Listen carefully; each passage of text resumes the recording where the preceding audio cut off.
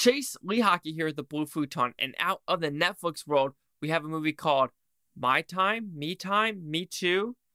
I, I don't even know what it's called anymore. That's not a good sign at all.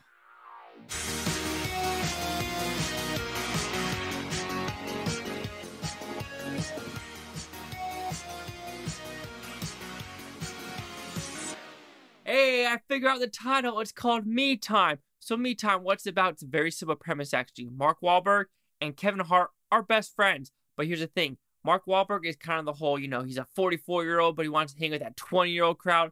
While Kevin Hart has a family. He's a stay-at-home dad, and his wife is the breadwinner of this. But now, the wife is like, you know what? I need to spend more time with the kids, and you need to spend more time out of the house with your best friend, Mark Wahlberg, for his 44th birthday, which who really celebrates birthdays at 44 years old?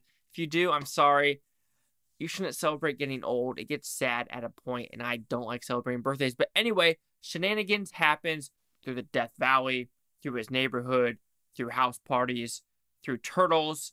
It's just shenanigans galore, and did I like this movie?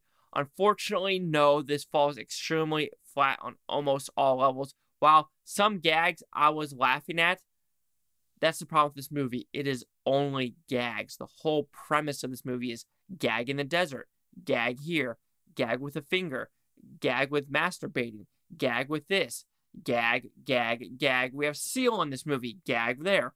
And it's like, okay, we had to have a little bit more of a plot and something more to suck me in to make me more entertained. So with that, I'll give you the positives of this movie first. Like I said, there were some gags and some moments with Mark Wahlberg and Kevin Hart that I enjoyed. Their chemistry is through the roof. I enjoyed it, as well as the chemistry with Kevin Hart and his wife is Regina Hall. So Kevin Hart and Regina Hall, great chemistry. Kevin Hart also had great chemistry with his kids.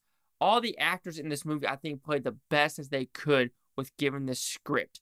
They really did try their hardest, and unfortunately, this is written and directed by the same person, so it's hard to, blame the actors at that point.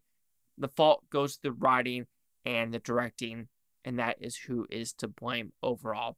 Unfortunately, that's really the only positive of this movie is the chemistry between all the actors work. They do, and some gags were funny. But man, you've seen this movie 1,000 million gajillion billion times before of they're going to the desert. This is going to happen. This is going to happen. Kevin Hart's going to do something to help Mark Wahlberg. The wife's going to figure out, and the neighbor's going to figure out, and at the very end, it's going to be happy, happy, ho-hum. And you're just like, yeah, you've seen this 1,000 million times before, and that's so unfortunate because with a story like this, it could go in a different territory, but it doesn't. It feels like a horrible boss. It feels like all other R-rated comedies that you've seen 1,000 million bajillion times before. I'm going to say a million bajillion times before because that's all I could really think about the negative. It's directed at such a fine level. CGI, like with the cats, were not good, really. This has got to be a low-budget movie. It's locations and what they're doing. Maybe Seal is probably why the budget went up. I don't know. I'm joking at that. But it's directed just very, ho-hum. The writing is just nothing new at all. Cinematography, it's just there. The whole movie is just be there for Netflix. There is a reason why this is on Netflix.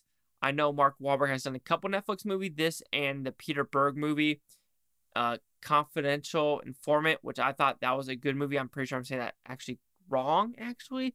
But yeah, Kevin Hart has also some Netflix movie out here, like The Man from Toronto, Fatherhood. So they both are not new to the Netflix world. And that's unfortunate because I feel like Kevin Hart is hysterical. He has this great moment. I love Marky Mark.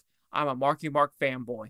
Huge, huge Marky Mark fanboy. And if I saw him in the streets, I'd be like, oh, hey, Marky Mark. And like, okay, that's just really cheesy. But overall, Me Time. Is it Me Time? Yeah, it doesn't work. The gags are there. The chemistry is there. But it brings absolutely nothing new to the table. And that's extremely unfortunate because, like I said, you know what? This actually felt like, what was that Charlie Day and Ice Cube movie? Not Hall Pass. That's Jason Sudeikis and Owen Wilson. Oh my gosh. Fist Fight. Yes, the very end of this movie with the talent show felt like Fist Fight. It really did. So unfortunately, it's a carbon copy of a lot better movies out there. So Me Time will receive a 1 out of 5 of Futons. It goes at 20%. So see the critics and user scores gave this film. So if the audience say, critics say 8%. Oof, 36 reviews. Audience score, 34% with over 100. No critic consensus. And that's the other problem with this movie. If these are what Californians are like, those people that you invite on the bus, I never want to visit California again because, God, I would hate those people. So 8, 20, 34. Chase out with the Blue Futon. Like, comment, subscribe. One thing is Futontopia, Blue Futonians. Thanks for watching. Have a great day. I was expecting, I wanted to like this one. I was like, I needed something. I'm in a bad mood. I want to laugh. I did laugh at some. The chemistry was a million bajillion times there, but you've seen this a million bajillion times before, and that is unfortunate.